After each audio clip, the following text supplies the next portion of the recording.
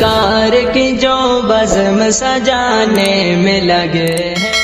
Subscribe our YouTube channel and watch our videos. یہ بالکل شریعت کے اعتبار سے بالکل سراسر حرام ہے.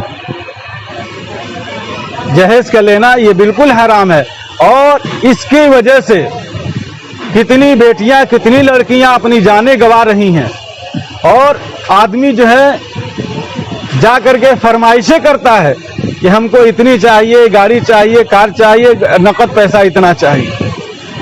اسی لیے کہتے ہیں کہ ایک تو فقیر وہ ہوتا ہے جو مانگتا ہے، در در کے دروازے دروازے مانگتا ہے، لیکن وہ ایک فقیر وہ ہے، سب سے بڑا فقیر وہ ہے جو لڑکی والوں پر دباؤ ڈال کر کے جہیز کا مطالبہ کرتا ہے. میرے بھائی بزرگوں دوستوں، یہ ایسی چیز ہے، ایسا رسم ہے جو بالکل ناسور ہے، جس کی وجہ سے زندگیاں تباہ ہو رہی ہیں، جس کی وجہ سے گھر برباد ہو رہے ہیں. اور یاد رکھیے، آپ نے جہیز لے لیا، لیکن جہیز کو آپ کتنے دن تک کھائیں گے، کتنے دن استعمال کریں گے؟ لیکن گھر کے اندر جو پریشانیاں مصیبتیں جو آئیں گی اور اللہ کی رحمت گھر سے جو دور ہو جائے گی، آدمی پوری زندگی پچھتاتا رہے گا اور پوری زندگی پریشانیوں کے اندر گھرا رہتا ہے. آج کل جو گھروں کے اندر پریشانیاں کیوں ہیں؟ صرف اسی وجہ سے کہ ہماری زندگی کے اندر، ہمارے گھروں کے اندر جو ہے اللہ کے رسول صلی اللہ علیہ وسلم کا طریقہ نہیں ہے اور اللہ کے احکامات نہیں ہیں. پورا گھر بے دین ہے، گھر کے اندر کوئی نمازی نہیں، کوئی قرآن پاک پڑھنے والا نہیں. اس لیے میرے بھائی بزرگوں دوستوں، گھروں کے اندر پریشانیاں آ رہی ہیں. اور جہیز کی وجہ سے ایسے ایسے واقعات روزانہ اخبارات کے اندر دیکھنے کو ملتے ہیں کہ جہیز نہ دینے کی وجہ سے لڑکیاں سسرال کے اندر جلا دی جاتی ہیں، جہیز نہ ہونے کی وجہ سے طلاقیں مل رہی ہیں، اور جہیز نہ ہونے کی وجہ سے خودکشی کی جا رہی ہے. میرے بھائی بزرگوں دوستوں، بہت ہی خطرناک چیز ہے یہ جہیز کا لین دین. اور اسی طریقے سے شادیوں کے سلسلے کے اندر یہ ویڈیوگرافی کا، شریعت نے ویڈیوگرافی کو بالکل منع کیا ہے. آدمی کو اس سے بچنا چاہیے، تصویر بنانا. اس لیے حدیث پاک کے اندر آتا ہے، اللہ کے رسول صلی اللہ علیہ وسلم نے ارشاد فرمایا، قیامت کے دن سب سے زیادہ مصیبت اور تکلیف کے اندر وہ آدمی ہوگا جو لوگوں کی فوٹو بناتا تھا. اللہ کے رسول صلی اللہ علیہ وسلم نے فرمایا، قیامت کے دن اس کو بلایا جائے گا اور اس سے کہا جائے گا، تم نے فوٹو کھینچی تھی، اس کے اندر روح ڈالو، اس کے اندر جان ڈالو. وہ آدمی جان نہیں ڈال سکتا ہے، اس کی وجہ سے اس کو تکلیف اٹھانی پڑے گی. تو شادیوں کے اندر ویڈیوگرافی بالکل نہیں کرنا چاہیے، شریعت کے اعتبار سے بالکل منع ہے. اور ویڈیوگرافی کرنے کے بعد ایسے ہماری ماں بہنیں کی تصویریں ایسے لوگ دیکھتے ہیں جن کو دیکھنا صحیح نہیں ہے. عام لوگوں کے ہاتھوں کے اندر جاتا ہے وہ، اور جسے عام لوگ دیکھتے ہیں. اور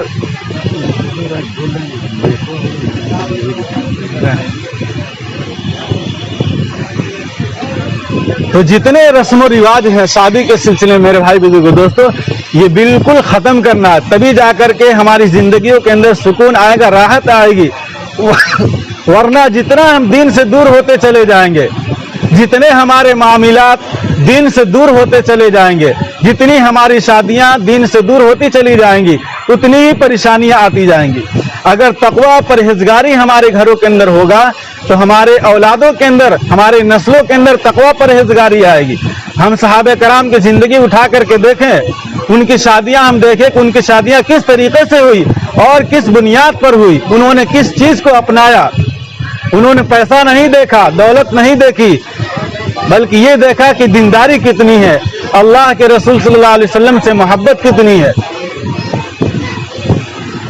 واقعات کے اندر لکھا ہوا ہے کہ حضرت عمر فاروق رضی اللہ تعالیٰ عنہ رات کا گشت کر رہے ہیں، چکر لگا رہے ہیں کہ ہماری رعایا کس حال کے اندر ہے. کوئی پریشانی تو ان کو نہیں ہے، کس حال کے اندر رات گزار رہی ہے. تو چلتے چلتے ایک گھر کے دروازے پر پہنچے ہیں، تو وہاں پر ماں بیٹی بات کر رہی ہے آپس میں. ماں کہہ رہی ہے اپنی بیٹی سے کہ بیٹی دودھ کے اندر پانی ملا دو. تو بیٹی کہہ رہی ہے اللہ کے رسول صلی اللہ علیہ وسلم کے صحابی کا فرمان ہے، خلیفۃ جو حاکم ہے حضرت عمر رضی اللہ تعالیٰ عنہ، ان کا فرمان ہے کہ کوئی آدمی دودھ کے اندر پانی نہیں ملائے گا. تو اس کی ماں نے کہا کہ بیٹی خلیفۃ المسلمین اس وقت یہاں موجود تھوڑی نہ ہے. اس بیٹی کے دل کے اندر اللہ کا خوف کتنا تھا, تقوی کتنا تھا. فوراً اس نے کہا کہ اگر امیر المؤمنین نہیں ہے تو ہمارے اللہ جو ہمارے مالک ہیں اور خلیفۃ المسلمین کے بھی مالک ہیں, وہ تو کہیں جانے والا نہیں, وہ تو ہم کو دیکھ رہا ہے. حضرت عمر رضی اللہ تعالیٰ عنہ نے دیکھا اس لڑکی کے دل کے اندر اللہ کی اتنی محبت اور اتنا خوف, اتنا تقوی, اتنی پرہیزگاری. فوراً صبح نکاح کا پیغام دیا اور اس کے بعد انہی کے وطن سے آگے چل کر کے حضرت عمر ابن عبدالعزیز رحمۃ اللہ علیہ پیدا ہوئے, جن کا تقوی طہارت کا ہر آدمی تسلیم کرتا ہے, جن کے انصاف کا یہ عالم تھا, کیا چھوٹا ہو کیا بڑا, کیا مسلمان کیا غیر مسلم, سب کے ساتھ انصاف کا معاملہ. اور ان کے انصاف کا اثر یہ تھا کہ انسان تو انسان, جانوروں کے اندر بھی انصاف آ گیا تھا. ان کے زمانے کے اندر کوئی بھیڑیا, کوئی بکری کے اوپر حملہ نہیں کرتا تھا. تو شادی کے سلسلے میں دینداری کو, پرہیزگاری کو, تقوی کو بنیاد بنانا چاہیے. اور جتنا دل کے اندر تقوی ہوگا, جتنی اللہ کی خشیت ہوگی, جتنا پرہیزگاری ہوگا, اتنی گھر کے اندر رحمتیں اور برکتیں بھی آئیں گی. اسی سلسلے کے اندر جو ہے شادی کے رسم و رواج کے اندر جتنے ہمارا معاشرہ پھیل رہا ہے, آدمی ایک غریب کا اپنے لڑکی کا شادی کرنا مشکل ہو جا رہا ہے صرف ہماری وجہ سے. وہ دیکھ رہا ہے, معاشرہ دیکھ رہا ہے کہ آدمی کتنا خرچ کر رہا ہے. وہ سوچتا ہے کہ اگر ہم خرچہ نہیں کریں گے تو لوگ تانا دیں گے, لوگ کیا کہیں گے, اور اس کے لیے قرضہ بھی لے رہا ہے, اس کے لیے زمینیں بیچ رہا ہے, اس کے لیے رہن رکھ رہا ہے, کیسی کیسی چیزیں اپنا رہا ہے اس کی وجہ سے. تو یہ جتنا ہمارے معاشرے کے اندر جو ہے یہ رسم و رواج ہے, اس کو ختم کرنے کی ضرورت ہے اور سنت کو اپنانے کی ضرورت ہے. سنت کے مطابق شادی کریں گے تو خوشحالی آئے گی. اور اسی طریقے سے شادی کے جب ہم بارات کے اندر جاتے ہیں یا کھانے کا مسئلہ ہوتا ہے شادی کے سلسلے کے اندر, تو کھانے کا کتنا نقصان ہوتا ہے. ہم دیکھیں اتنا کھانے کا نقصان ہوتا ہے. آدمی چاول لیتا رہتا ہے, تھوڑا سا کھایا, اس کے بعد لوگ اٹھنے لگے, وہ بھی چھوڑ کر کے اٹھ گیا. کھانے کی بے حرمتی ہو رہی ہے, رزق کی بے حرمتی ہو رہی ہے شادیوں کے اندر. یاد رکھیے رزق جو ہے جس کے گھر سے ایک مرتبہ چلا جاتا ہے پھر واپس نہیں آتا ہے. اس لیے اللہ کے رسول صلی اللہ علیہ وسلم نے حضرت عائشہ رضی اللہ تعالیٰ عنہ کو مخاطب کر کے فرمایا کہ عائشہ رزق کی قدر کرو, کیونکہ یہ رزق جو ہے جس گھر سے چلا جاتا ہے پھر واپس نہیں آتا ہے. اسی رزق کو ہم نالیوں کے اندر, خاندانوں کے اندر ڈال دیتے ہیں, اور یہ اکثر جو ہے شادیوں کے اندر ہوتا ہے. اسی طریقے سے گوشت ہے, اسی طریقے سے چاول ہے, اسی طرح سالن ہے, ہم اس کو ضائع کر دیتے ہیں. اس لیے آدمی اتنا ہی لے جتنا آدمی کھا سکتا ہے. تو شادیوں کے سلسلے کے اندر ایک بات تو یہ ہے کہ رسم و رواج کو ختم کیا جائے. جتنے رسم ہے, چاہے شادی سے پہلے کی جو رسم ہم کرتے ہیں, یہ چھیکا ہے, اسی طریقے سے منگنی کا مسئلہ ہے, اسی طریقے سے ہلدی کا مسئلہ ہے, اسی طریقے سے مہندی کا مسئلہ. ایک تو ہلدی الگ ہو گیا, مہندی الگ ہو گیا, اس کے لیے الگ الگ خرچے کرنے پڑتے ہیں. شادی سے پہلے ہی آدمی اتنا خرچہ کر دیتا ہے جس کی وجہ سے ایک غریب لڑکی کی شادی ہو سکتی ہے. شادی سے پہلے, شادی کے بعد دور ہے. شادی سے پہلے آدمی منہ دیکھنے کی دکھائی کے اندر, چھیکا کے اندر اور مہندی کے اندر اتنا خرچ کرتا ہے کہ ایک غریب لڑکی کی شادی اس کے اندر ہو سکتی ہے. اس لیے فرمایا اپنے شادیوں کو بالکل سادہ سنت کے مطابق بنایا جائے. ہاں اللہ نے آپ کو مال دیا ہے, آپ خرچہ کرنا چاہتے ہیں تو ولیمے کے اندر دل کھول کر کے خرچہ کیجیے. اور ایک بات یاد رکھیے, شادی سے پہلے جو کھانا کھلایا جاتا ہے وہ ولیمہ نہیں ہے. وہ تو ایک دعوت ہو گیا, کھلا دیا, اس کو ولیمہ نہیں کہا جائے گا. ولیمہ تو جو ہے شادی کے بعد, رات گزارنے کے بعد جو کھلایا جاتا ہے اس کو ولیمہ کہا جاتا ہے. اور اس کے اوپر فضائل آئے ہیں اور اس کی ترغیب دی گئی ہے کہ ولیمہ کیا جائے. ایک صحابی کو اللہ کے رسول صلی اللہ علیہ وسلم نے فرمایا کہ اولم ولو بشاتن, کہ ولیمہ کرو اگرچہ ایک بکری کے ساتھ ہو, اور اس کے لیے वलीमे के अंदर हर आदमी को, चाहे गरीब हो, चाहे अमीर हो, चाहे फकीर हो, सबको बुलाया जाए। आजकल ये मसला भी चला है कि खाने शादी से पहले खाना खिला देंगे, वलीमे के अंदर खास तौर से स्टैंडर्ड लोगों को बुलाया जाएगा, जो बड़े बड़े लोग हैं उनको बुलाया जाएगा। याद रखिए, एक हदीस पाक के अंदर अल्लाह के रसूल सल्लल्लाहु अलैहि वसल्लम ने फरमाया, सबसे बदतर वलीमे का खाना वो है, सबसे बुरा वलीमे का खाना वो है जिसके अंदर अमीरों को पूछा जाए, गुरबा को छोड़ दिया जाए, फकीरों को छोड़ दिया जाए, मसाकिन को छोड़ दिया जाए, सिर्फ बड़े लोगों को, नेता लोगों को बुलाया जाए। ऐसे वलीमे का खाना सबसे बदतरीन है, सबसे बुरा खाना है।